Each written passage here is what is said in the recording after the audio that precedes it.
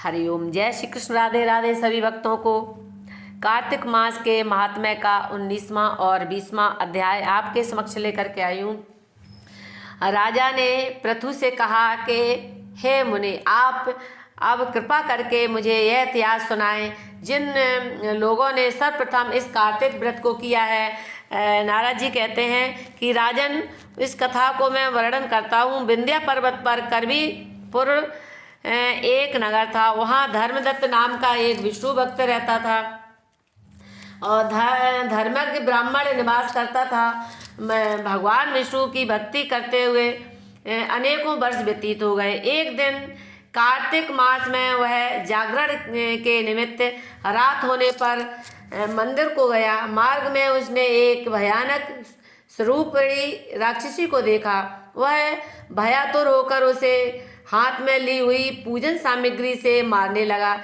जैसे ही उसने हरि स्मरण करके तुलसी दल से मारा तो वह राक्षसी के समस्त पूर्व पाप नष्ट हो गए। उस कालिदा को अपनी पूर्व दशा का ज्ञान उत्पन्न हो गया। तब वह कालिदा ने हाथ जोड़कर ब्राह्मण से कहा, हे ब्राह्मण, मैं अपने पूर्व पापों से किस प्रकार मुक्त हो सकती हूँ? धर्मदत्त ने कहा, तू अपने पूर्व पापों का वर्णन कर। तब वह बोली, सौराष्ट्र नगर में भिक्षुक नामक ब्राह्मण था। मैं उसकी कालिदा नाम पत्नी हूँ। मेरा स्वभाव बड़ा उग्र था। मैंने कभी अपने पति का सत्कार नहीं किया। मैंने हमेशा पति को धुतकारा। लाचार होकर पति ने दूसरा विवाह करना चाहा तो मैंने विष खाकर आत्मघात कर ली। यम के दरबार में जब चित्रगुप्त ने मेरे पाप पुण्यों का वर्णन किया तो एक योनि में सूकरी, दूसरी योनि में बगुली और तीसरी योनि में बिल्ली और चौथी प्रेत योनि में भुगतने का आदेश दिया। हे ब्राह्मण, इस प्रकार मैंने 500 वर्ष से यह योनि भुगती हुई। भूख प्यास से दुखित हो मैं वैश्या की योनि में प्रविष्ट होकर दक्षिण दिशा में कृष्ण और वेणी के संगम पर आई। उस नदी के तट पर पहुंचते ही शिव और नारद के गणों ने उस शरीर से मुझे दूर कर दिया। अब आपके हाथ से तुलसी दल पाकर मेरे पाप समाप्त हो गए। अब आप कृपा करके मुझे इस योनि से मुक्त होने का उपाय बताएं। इस तरह से ये 19वां अध्याय 20वां अध्याय। धर्मदत्त बोले, वैसे तीर्थ दान और व्रत करने से पाप नष्ट हो जाते हैं, परंतु प्रेत होने के कारण तू अपनी इसकी अधिकारिणी नहीं है। मेरा हृदय तेरी दशा को जानकर परम दुखी है। इस वजह से मैं तुझे तेरी योनि से मुक्त करने के लिए अपने जीवन भर के समस्त कार्तिक व्रत के आधे पुण्य का भागी बनाता हूँ।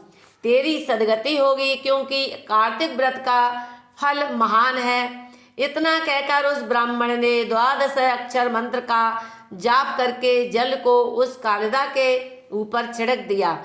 उस श्रेष्ठ व्रत का पुण्य प्राप्त हो करते ही कालिदा की प्रेत योनि छूट गई और वह एक सुंदर स्वरूप वाली स्त्री के रूप में खड़ी हो गई। उसे प्रेत योनि से छूटा देख विष्णु भगवान के पार्षद सुंदर विमान लेकर बैकुंठ ले जाने के लिए आए। उस पार्षदों का विष्णु स्वरूप देखकर धर्मदत्त ने उनको प्रणाम किया। तब वह पार्षद बोले, हे ब्राह्मण, तुम धर्मज्ञ हो, तुम परम विष्णु भक्त हो और तुम्हारे कार्तिक व्रत के आधे पुण्य से इस कालिदा के समस्त पाप नष्ट हो गए हैं और यह सदगति को प्राप्त हुई।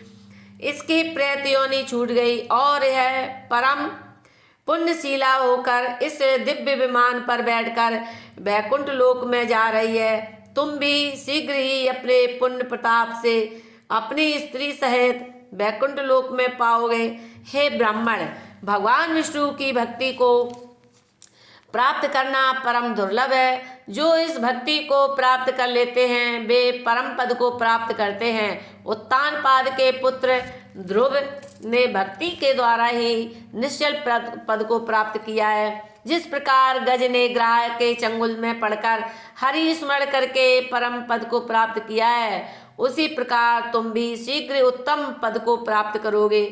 सहस्त्र वर्ष वैकुंठ लोक के सुखों का सेवन करके जब पृथ्वी पर आओगे तो तुम सूर्यवंशी राजा दशरथ के नाम से प्रसिद्ध होगे। तुम्हारी दोनों पत्नियां तुम्हारी रानी होंगी और आज जो महिला तुम्हारे आधे पुण्य के प्रताप से मुक्त हुई है वह उस जन्म में तुम्हारी तीसरी पत्नी होगी। भगवान विष्णु के पुत्र भगवान तुम्हारे पुत्र के रूप में अवतार लेकर धर्म की रक्षा करेंगे। हे ब्राह्मण, तुम धन्य हो, तुमने जीवन पर्यंत कार्तिक व्रत किए हैं। कार्तिक व्रत से अधिक पुण्यशील दूसरा व्रत इस संसार में नहीं है। जय श्री कृष्ण। हरि शरणम हरि शरणम हरि शरणम हरि शरणम, सदा सब प्रेम से बोलो हरि शरणम हरि शरणम। गुरु शरणम गुरु शरणम गुरु शरणम गुरु शरणम, सदा सब प्रेम से बोलो हरि शरणम हरि शरणम। जय श्री कृष्ण। राधे राधे।